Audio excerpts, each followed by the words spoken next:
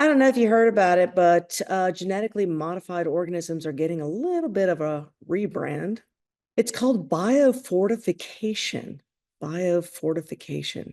What they're saying, and I'm going to be honest,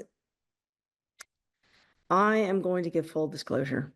When I was in college, graduate school, even medical school, to me, the concept of taking a plant and amplifying certain genes in that plant to make it more nutritious seemed like a good thing. That's a good thing. I mean, to me, genetically modified means that you are simply fortifying the nutritional content. There are some cultures around this world that really they don't have a lot of diversity. You are living in a first world environment where you have access to stuff you should not have access to. And in a lot of places in the world, they only have access to corn or they only have access to rice.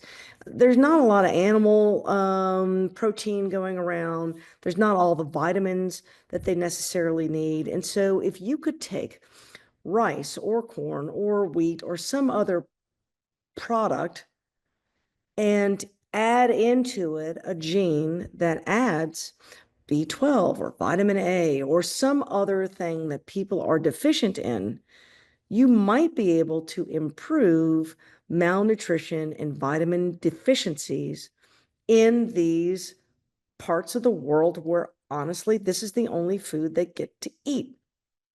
And so I'm not opposed to this concept. I think it's fantastic. And they do call it biofortification.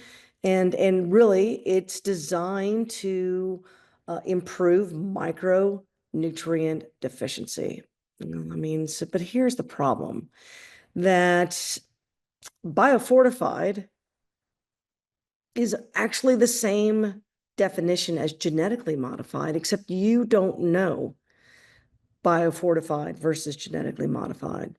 And they are using this language so that you will think in the same way that I did many years ago, which was it's okay to improve a crop to make it more nutrient rich.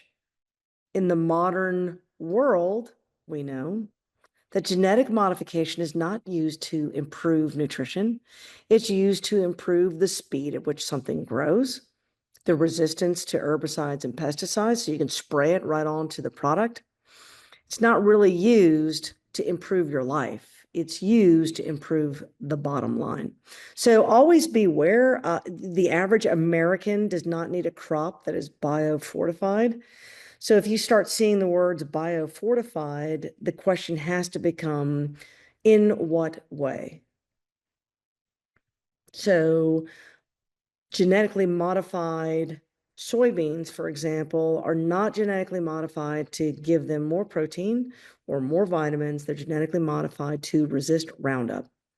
So if you see a crop that says biofortified, the next line needs to be has more of this, and then do your own research before you consume that, because otherwise you're just basically consuming the conduit for complex chemicals that are designed to make you sick.